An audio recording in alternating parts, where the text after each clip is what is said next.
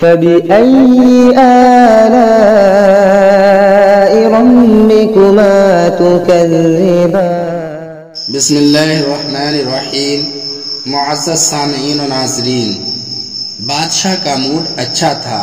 وہ نوجوان وزیر کی طرف مڑا اور مسکرا کر پوچھا، تمہاری زندگی کی سب سے بڑی خواہش کیا ہے؟ وزیر شرما گیا، اس نے منہ نیچے کر لیا۔ بادشاہ نے قہقہا لگایا اور بولا، تم گھبراؤ مت، بس اپنی زندگی کی سب سے بڑی خواہش بتاؤ۔ وزیر گھٹنوں پر جھکا اور عاجزی سے بولا، حضور، آپ دنیا کی خوبصورت ترین سلطنت کے مالک ہیں۔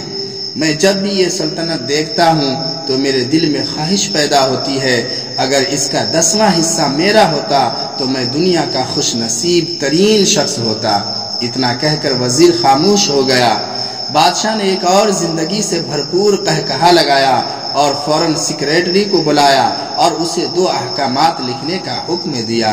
پہلے حکم کے ذریعے اپنی آدھی سلطنت نوجوان وزیر کے حوالے کرنے کا فرمان جاری کر دیا اور دوسرے حکم میں نوجوان وزیر کا سر قلم کرنے کا آرڈر دے دیا۔ وزیر دونوں احکامات پر حیران رہ گیا۔ بادشاہ نے احکامات پر مہر لگائی اور وزیر کی آنکھوں میں آنکھیں ڈال کر بولا، تمہارے پاس 30 دن ہیں۔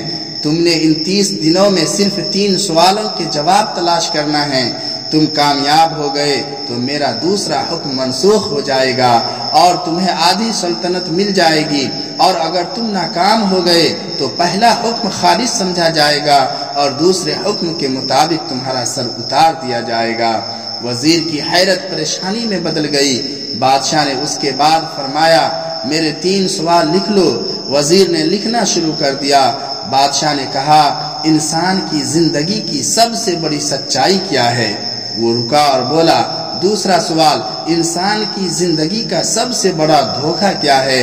وہ رکا اور پھر بولا، تیسرا سوال، انسان کی زندگی کی سب سے بڑی کمزوری کیا ہے؟ بادشاہ نے اس کے بعد نقارے پر چوٹ لگوائی اور بآواز بلند فرمایا، تمہارا وقت شروع ہوتا ہے اب۔ وزیر نے دونوں پروانے اٹھائے اور دربار سے دوڑ لگا دی۔ وہ سوال اٹھا کر پورے ملک میں پھرا مگر اسے کوئی تسلی بخش جواب نہ مل سکا۔ وہ مارا مارا پھرتا رہا، شہر شہر، گاؤں گاؤں کی خاک چھانتا رہا۔ شاہی لباس پھٹ گیا، پگڑی ڈھیلی ہو کر گردن میں لٹک گئی، جوتے پھٹ گئے اور پاؤں میں چھالے پڑ گئے، یہاں تک کہ شرط کا آخری دن آ گیا۔ اگلے دن اس نے دربار میں پیش ہونا تھا۔ وزیر کو یقین تھا یہ اس کی زندگی کا آخری دن ہے، کل اس کی گردن کاٹ دی جائے گی۔ وہ مایوسی کے عالم میں دارالحکومت کی کچی آبادی میں پہنچ گیا۔ آبادی کے سرے پر ایک فقیر کی جھونپڑی تھی۔ وہ گرتا پڑتا اس کٹیا تک پہنچ گیا۔ فقیر سوکھی روٹی پانی میں ڈبو کر کھا رہا تھا، ساتھ ہی دودھ کا پیالہ پڑا تھا اور فقیر کا کتا شراب شراب کی آوازوں کے ساتھ دودھ پی رہا تھا۔ فقیر نے وزیر کی حالت دیکھی، قہقہا لگایا اور بولا، جناب عالی، آپ صحیح جگہ پہنچے ہیں، آپ کے 3 سوالوں کے جواب میرے پاس ہیں۔ وزیر نے حیرت سے اس کی طرف دیکھا اور پوچھا، آپ نے کیسے اندازہ لگا لیا کہ میں کون ہوں اور میرا مسئلہ کیا ہے؟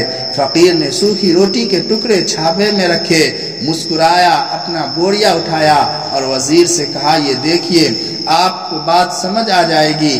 وزیر نے جھک کر دیکھا، بوریے کے نیچے شاہی خلط بچھی تھی، ویسی ہی خلط جیسی اس وقت نوجوان وزیر نے پہن رکھی تھی۔ یہ وہ لباس تھا جو بادشاہ اپنے قریب ترین وزراء کو عنایت کرتا تھا۔ فقیر نے کہا، جناب عالی، میں بھی اس سلطنت کا وزیر ہوتا تھا، میں نے بھی ایک بار آپ کی طرح بادشاہ سے شرط لگانے کی غلطی کر لی تھی، نتیجہ آپ خود دیکھ لیجئے۔ فقیر نے اس کے بعد سوکھی روٹی کا ٹکڑا اٹھایا اور دوبارہ پانی میں ڈبو کر کھانے لگا۔ وزیر نے دکھی دل سے پوچھا، کیا آپ بھی جواب تلاش نہیں کر سکے تھے؟ فقیر نے قہقہا لگایا اور جواب دیا، میرا کیس آپ سے مختلف تھا، میں نے جواب ڈھونڈ لیے تھے، میں نے بادشاہ کو جواب بتائے، آدھی سلطنت کا پروانہ پھاڑا، بادشاہ کو سلام کیا اور اس کٹیا میں آ کر بیٹھ گیا۔ میں اور میرا کتا دونوں مطمئن زندگی گزار رہے ہیں۔ وزیر کی حیرت بڑھ گئی، لیکن یہ سابق وزیر کی حماقت کے تجزیے کا وقت نہیں تھا، جواب معلوم کرنے کی گھڑی تھی۔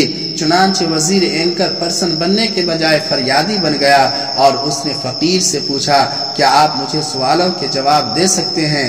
فقیر نے ہاں میں گردن ہلا کر جواب دیا، میں پہلے 2 سوالوں کا جواب مفت دوں گا، لیکن تیسرے جواب کے لیے تمہیں قیمت ادا کرنا ہوگی۔ وزیر کے پاس شرط ماننے کے سوا کوئی آپشن نہیں تھا، اس نے فوراً ہاں میں گردن ہلا دی۔ فقیر بولا، دنیا کی سب سے بڑی سچائی موت ہے۔ انسان کوئی بھی ہو، کچھ بھی ہو، وہ اس سچائی سے نہیں بچ سکتا۔ وہ رکا اور بولا، انسان کی زندگی کا سب سے بڑا دھوکہ زندگی ہے۔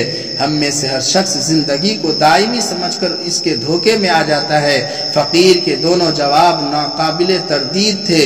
وزیر سرشار ہو گیا۔ اس نے اب تیسرے جواب کے لیے فقیر سے شرط پوچھی۔ فقیر نے کہا لگایا، کتے کے سامنے سے دودھ کا پیالہ اٹھایا، وزیر کے ہاتھ میں دیا اور کہا، میں آپ کو تیسرے سوال کا جواب اس وقت تک نہیں دوں گا جب تک آپ یہ دودھ نہیں پیتے۔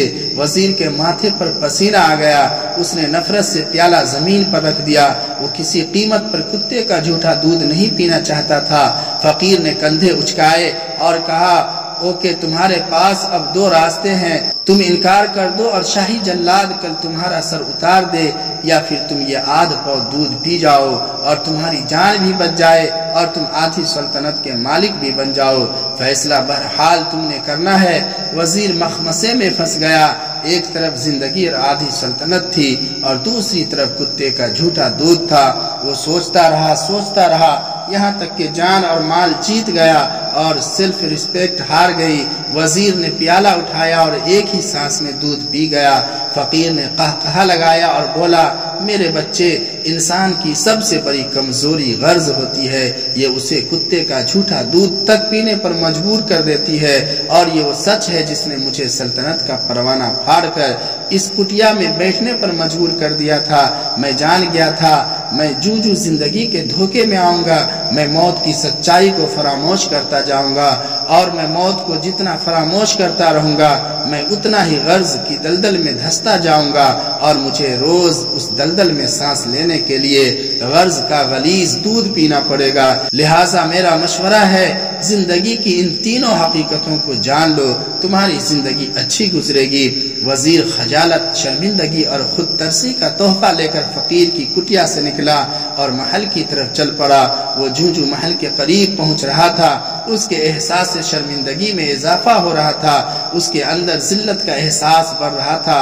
وہ اس احساس کے ساتھ محل کے دروازے پر پہنچا، اس کے سینے میں خوفناک ٹیس اٹھی، وہ گھوڑے سے گرا، لمبی ہچکی لی اور اس کی روح قفس عنصری سے پرواز کر گئی۔